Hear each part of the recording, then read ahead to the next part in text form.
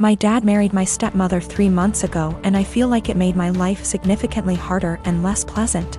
They moved in with us, and for the indefinite future this situation will not change. We have a 3-bedroom house, and before they moved in, my dad and I had our rooms, both with bathrooms. And there was a smaller room which was a study for my dad. After they moved in, Jenny, 16, turning 17 next month, got my room. And I had to share the smaller room with 11-year-old Tom and 10-year-old Mike. All my books, my telescope, my stuff are packed and in the basement now since there's no space anymore. This made me real angry, but my dad told me that I have to be a team player, and this is what him and his wife agreed on. Jenny treats me like shit. She sometimes acts as if I'm not there at all, and sometimes is super aggressive and hostile towards me. The other I asked Tom to stop going through my things, and she became so angry that I have no right to order her brother around. She told me to get it in my thick skull that I'm not their big brother to tell them what to do, even though all I asked was for them to stop going through my things. She said it's best if I don't talk to them at all, since that way they will get less influence from a weirdo like me. What I don't get is that if she's so concerned that I might leave a bad influence on Tom and Mike, why doesn't she take them into her room? Tom and Mike don't respect any boundaries. They're always through my stuff. I have a watch which was a gift from my mother. She died of cancer, and they took it from my drawer and lost it.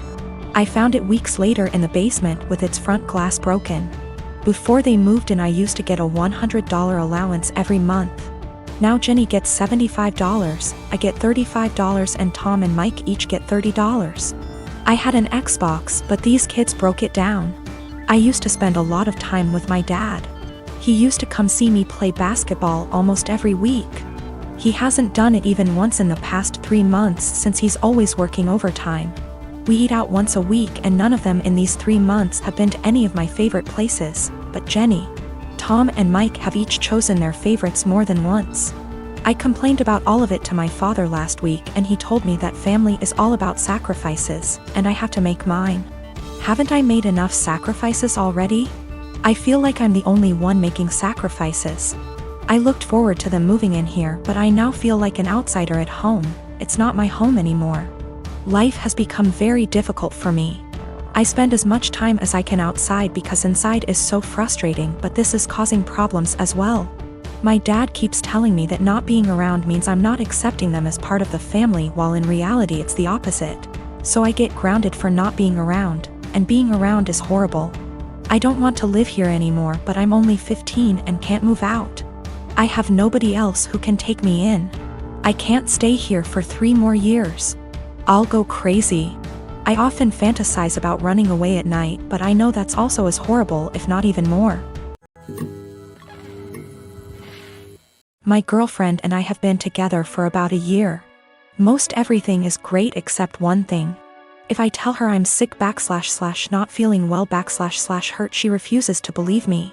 If I have a cold, she tells me I'm faking it until it goes away and then says, "See, you are fine." I'm rarely sick, so it's never been a major issue. But she has zero sympathy when I'm sick.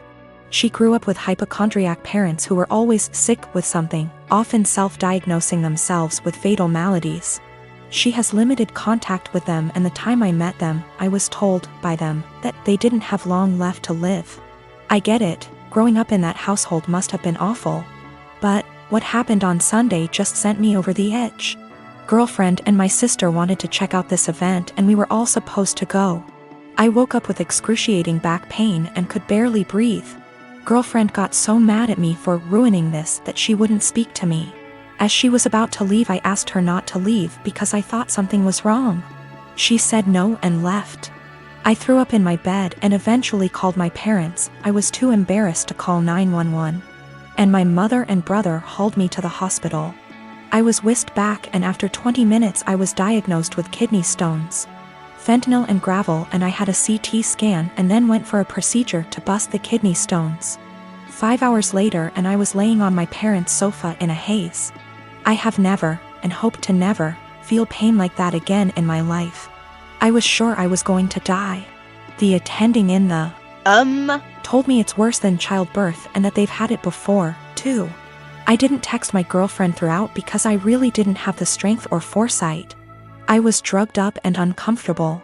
My sister found out that I had been in the emergency room, and soon after my girlfriend called me. She was pissed off I didn't call her.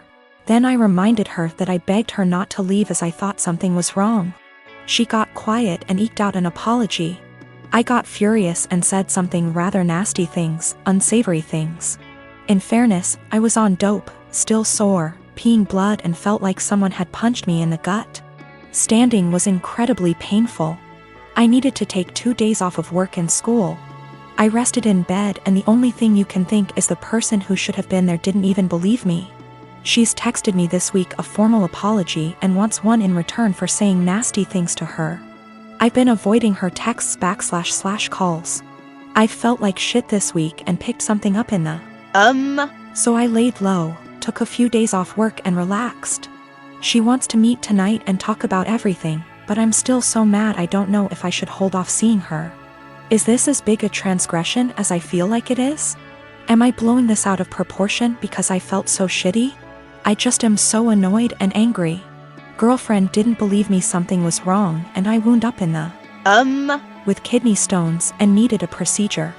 She was mad that I didn't call her. I was too doped up, and then when I blew up at her she felt bad. I'm still mad at her. I had been with Carrie for 10 years, best friends since we met at the age of 12 in high school. We had tons of amazing memories. We've traveled to several countries together and made long-term work for 3 years while separated due to studies. Last Thursday I proposed to her in St. Lucia, not in front of anyone mind you, I wanted it to just be private. She didn't say anything and I was thinking, oh shit, did I say or do something wrong? She started crying and said she had something to explain to me. She didn't want to marry me because she'd been sleeping with the coworker she said was just a friend for around 3 months. She said she rationalized it was just a thing that would pass, but it's continued, and she said she loves me so much. More than I'll ever understand, that I've helped her so much and she doesn't even know why she has done this. She said she loved me too much to marry me knowing she'd done what she did. She doesn't love the guy. It was just sex and she had been trying to stop the affair, but I proposed before that happened and she said she knew when I was kneeling that she couldn't marry me, not after everything I'd done for her, so she told me. I feel like my whole world has shattered.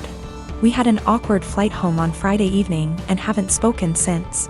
She has tried calling me but I haven't answered and I have until Monday off, so I'm just here.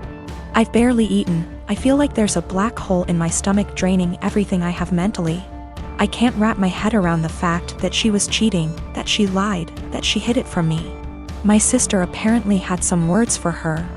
I'm trying to pretend I'm okay, but I'm not. Every morning that I've woken up since last week Friday morning has just been bleak. I love her so much, but I've no intentions of getting back together. I don't think I would ever be able to trust her again, much less forgive her, for a very long time. My best friend brought a 6-pack yesterday and we drank in the evening. I cried my eyes out in the shower last night. I never cry, not even when my mom, who I was extremely close to, passed away. But I was sobbing like a child last night, and honestly I would have loved if my mom had been there to tell me it'd be okay. My sister brought over some breakfast this morning and basically made me eat because she knows I haven't really been eating lately. Zero appetite. My cousin Jake got outed about 4 or 5 days before his 18th birthday in the summer. His parents, my aunt and uncle, made arrangements for him to be sent to one of those awful camps that claim they could cure him. A kid in his community was forced to go and came back and was clearly not well, so Jake didn't want to go. Jake ran away from home and jumped from one family house to another. His folks didn't file a missing person report because they didn't want to look bad to their neighbors. They just told them that he went to that camp willingly. He disappeared in the middle of October and turned up in my city a week later. After making sure he was safe to bring home, my wife and I allowed him to stay. He didn't want me to tell the rest of the family for a while, because those people at the camp keep showing up to take him. I made sure to talk to a lawyer, who assured Jake that they cannot take him. 3 days ago, he told his parents he was here. A few hours later, those damn camp people showed up, but they were unable to take him. My family has been blowing up my phone for the last 2 days, angry that I didn't tell someone sooner. Well, Jake didn't feel safe yet, and still doesn't. I wanted to make sure he was ready. Still, even those that want to protect Jake is upset with me for hiding him. I figured I wasn't for hiding him from my more narrow-minded family. It was those that really wanted to help Jake that made me feel guilty. They were all scared out of their minds and wanted the peace to know he was okay. I felt bad for not telling them. Though I am sure they wouldn't had turned him in, I felt bad because we were working on keeping him safe. Also, we got a lawyer who got the police on the lookout for those camp people in case they try anything. Jake is not going out alone until we are sure he is safe. We are looking on how to get his paperwork, like his birth certificate, here because no way he trusts his parents to just hand them over. My granny-in-law is talking to some people that could help.